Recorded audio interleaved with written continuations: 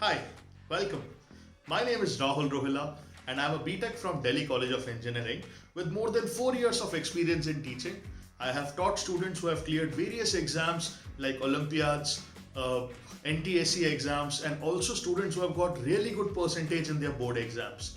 मैं चाहता हूं कि आप मेरे नोट्स जो मैं बना रहा हूं आप लोगों के लिए इसका भरपूर फायदा उठाएं और अपनी स्टडीज को एक नेक्स्ट लेवल पे लेके जाएं। इसके अलावा आपको मैं कुछ और इंटरेस्टिंग चीजें बता सकता हूं जिससे आपकी स्टडीज और आपके परसेंटेज एकदम से ऊपर बढ़ जाएंगे। तो अनअकैडमी प्लेटफॉर्म पर आपको बहुत सारे फ्री क्लासेस, फ्री क्विजेस और बहुत सारा मटेरियल मिलेगा जो इंडिया के बेस्ट टीचर्स ने आपके लिए बनाया है। अगर आप ये सारा मटेरियल एक्सेस करना चाहते हैं, आप क्लासेस में आना चाहते हैं, क्विजेस में पार्टिसिपेट करके अपनी रैंकिंग देखना चाहते हैं कि आप कहाँ स्टैंड करते हैं, तो आप उसके लिए अनअकैडमी की लर्निंग ऐप डाउनलोड कर सकते हैं या अनअकैडमी की वेबसाइट जा सकते हैं। उसके बाद अगर आपने रजिस्ट्रेशन एक बार कर लिया, अगर आप क्लासेस लेना चाहते हैं तो अनअकैडमी की स्पेशल क्लासेस जो फ्री क्लासेस होती है उनका नाम है स्पेशल क्लासेस, वो आप कर सकते हैं। बहुत सारे एजुकेटर्स अनअकैडमी के प्लेटफॉर्म पे हैं और बहुत ही मज़ेदार और फन प्लेटफॉर्म है ये। यहाँ पे बहुत सारे क्विजेस होते हैं और बहुत ही मज़ेदार यहाँ पे पूरा एनवायरनमेंट होता है। तो आप जो भी टॉपिक्स पढ़ना चाहते हैं, अगर आप क्वेश्चंस की प्रैक्टिस करना चाहते हैं, टेस्ट सीरीज देना चाहते हैं, ये सारी चीज़ें आपको क्लासेस के अंदर मिल जाएंगी। इसके अलावा अनअकैडमी के फ्री क्विजेस भी होते हैं जहां पे आप आके अपने टॉपिक्स को ब्रश अप कर सकते हैं, प्रैक्टिस और इम्प्रूव कर सकते हैं और इसके अलावा अपनी रैंकिंग भी देख सकते हैं कि आप कहां स्टैंड करते हैं। और आपको बहुत सारी चीजें अनअकैडमी के प्लेटफॉर्म पे मिलेंगी। इसके अलावा अगर आप एक बैच ज्वाइन करना चाहते हैं, आप रेगुलरली पढ़ना चाहते हैं, उसके लिए आप अनअकैडमी का प्लस सब्सक्रिप्शन ले सकते हैं। उसमें आपको वीकली पता चल जाएगा कि आपकी कितनी क्लासेस होंगी, सारे सब्जेक्ट्स यहाँ पे पढ़ाए जाते हैं और आपको उसमें नोट्स और टेस्ट सीरीज भी मिलेगा। तो आप अनअकैडमी का प्लस सब्सक्रिप्शन भी ले सकते हैं या फिर आप फ्री क्लासेस में भी आ सकते हैं। फ्री क्लासेस में आने के लिए या फिर सब्सक्रिप्शन लेने के लिए आप मेरा कोड यूज करिए रोहिला10 ROHILLA10 और आपको यहाँ पे अगर आप प्लस सब्सक्रिप्शन लेते हैं तो आपको 10% एक्स्ट्रा डिस्काउंट मिलेगा और फ्री क्लासेस में आप आ सकते हैं और बैठ सकते हैं using my coupon code which is रोहिला10। तो यार I hope you guys enjoy the notes and have a good day.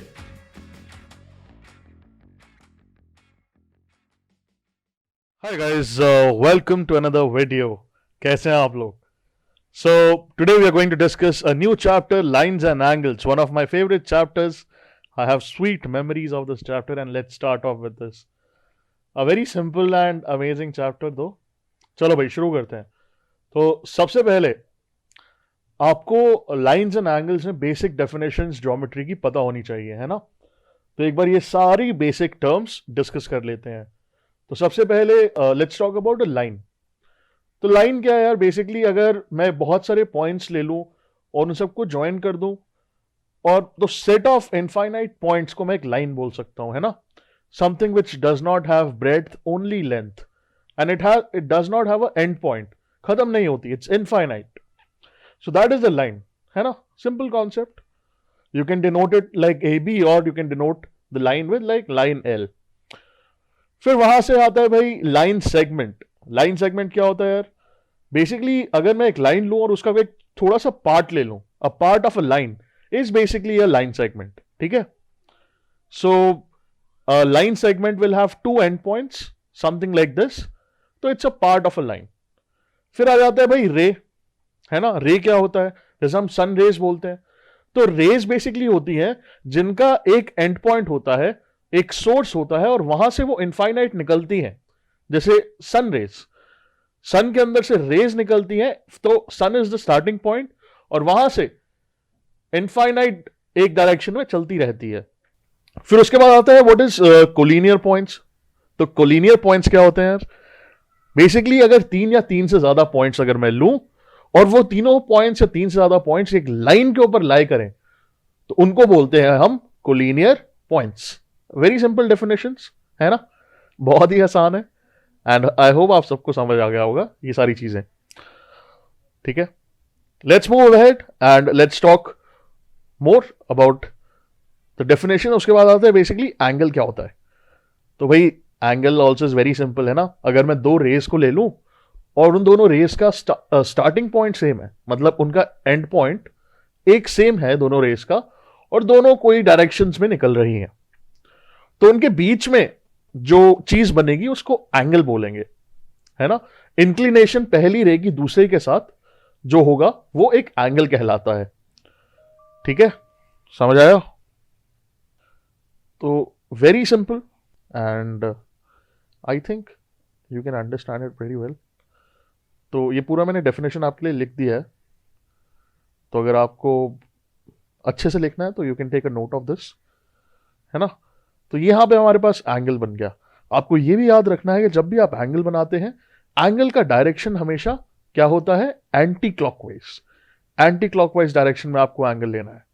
चलो भाई अगली चीज पे आते हैं, विच इज बेसिकली अलग अलग टाइप के एंगल्स और कैसे कैसे टाइप के एंगल्स होते हैं, है ना.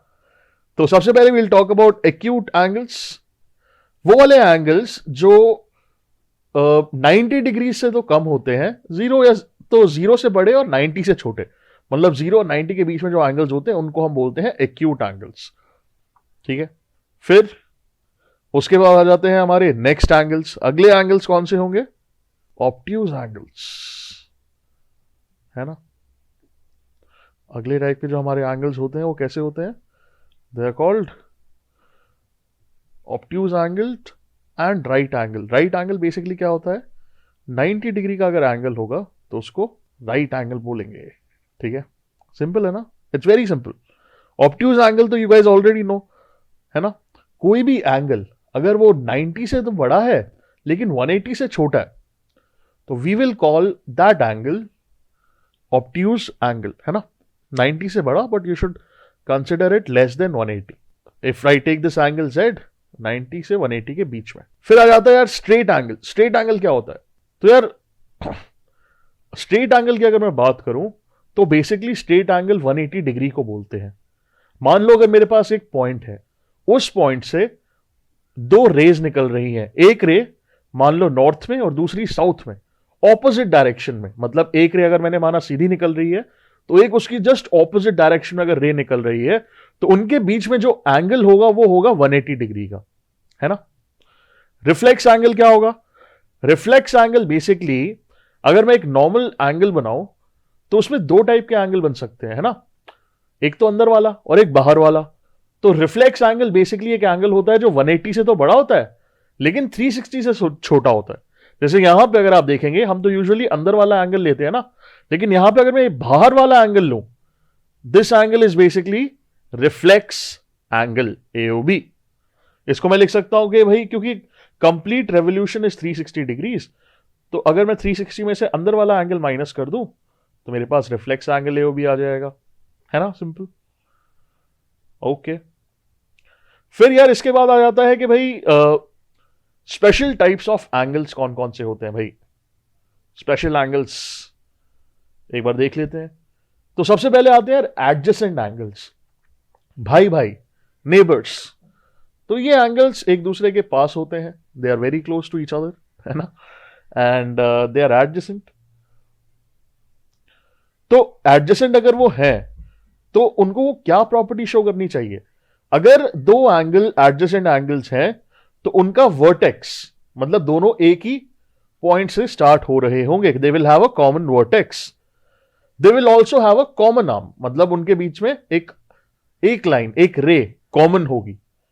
और दो लाइंस, दो रेज जो कॉमन नहीं है वो कॉमन के एक इस साइड होनी चाहिए और एक दूसरी साइड. मतलब बीच वाली अगर मेरे पास ये कॉमन रे है तो दो, एक इस तरफ और एक इस तरफ, दोनों तरफ दो रेज होनी चाहिए, है ना. ऐसा कॉन्फ़िगरेशन अगर होगा तो उसको हम एडजेसेंट एंगल्स बोलेंगे. Very simple. नाउ यहां पे आपको पॉइंट एक नोट करने की ये जरूरी है कि भाई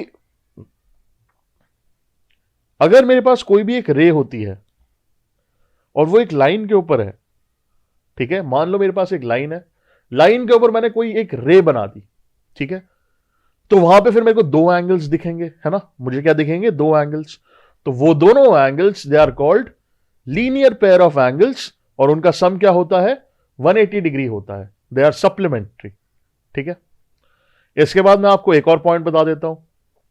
ठीक है, अगर कोई भी दो एडजेसेंट एंगल्स का सम 180 होता है तो उनको क्या बोलते हैं?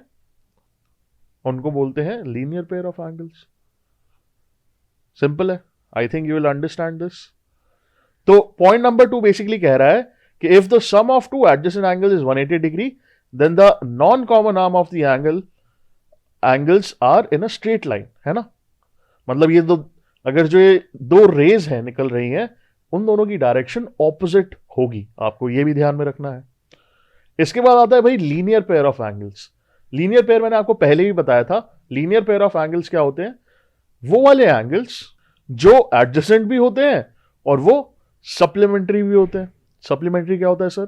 सप्लीमेंट्री बेटा होता है अगर सम ऑफ एंगल्स इज 180 डिग्री, और कॉम्प्लीमेंट्री एंगल्स याद करो, अगर सम होता था एंगल्स का 90 डिग्री तो उनको कॉम्प्लीमेंट्री बोलते थे।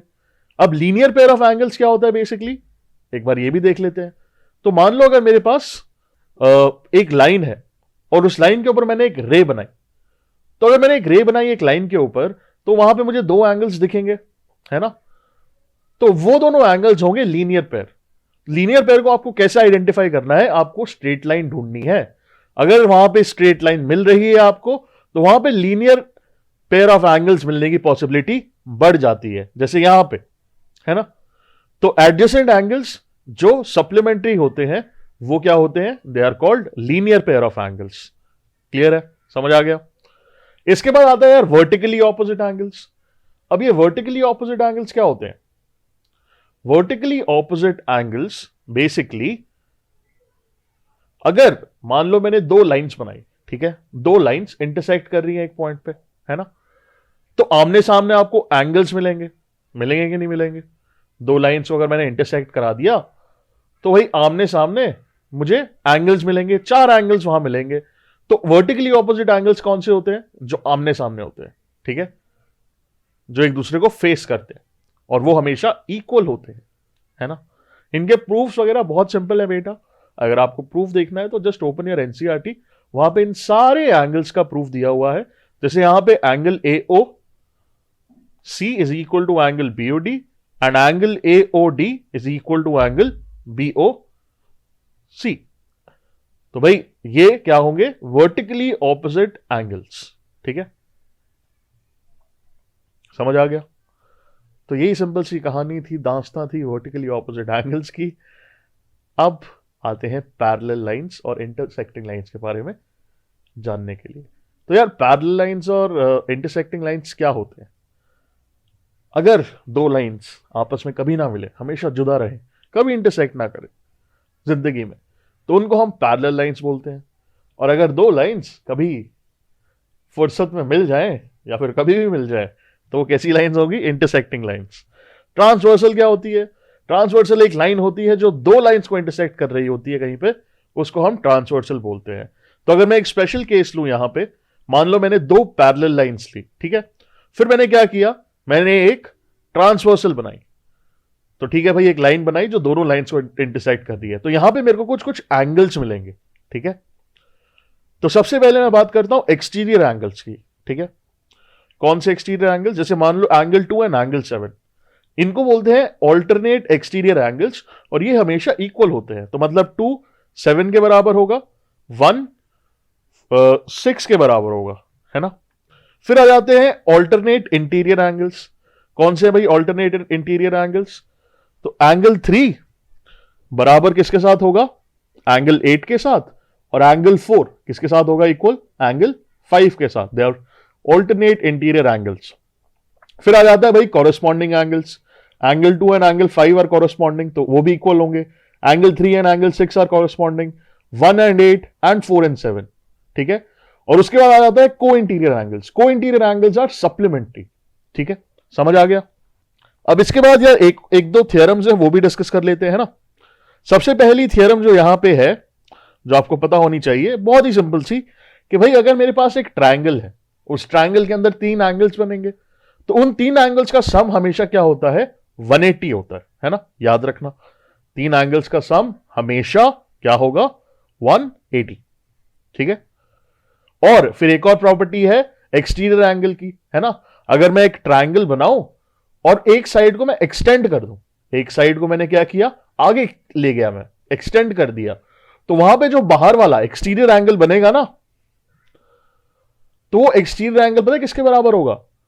वो इंटीरियर ऑपोजिट एंगल्स के सम के बराबर होगा। जैसे अगर मैं एंगल ए और एंगल बी का सम लूं, तो वो किसके बराबर आएगा? जो एंगल 3 बनना है ना यहां पे, इसके बराबर। समझ आ गया? तो यार दैट्स ऑल फॉर टुडे, पूरा chapter complete, and happy studying. I will see you guys very soon. Bye bye.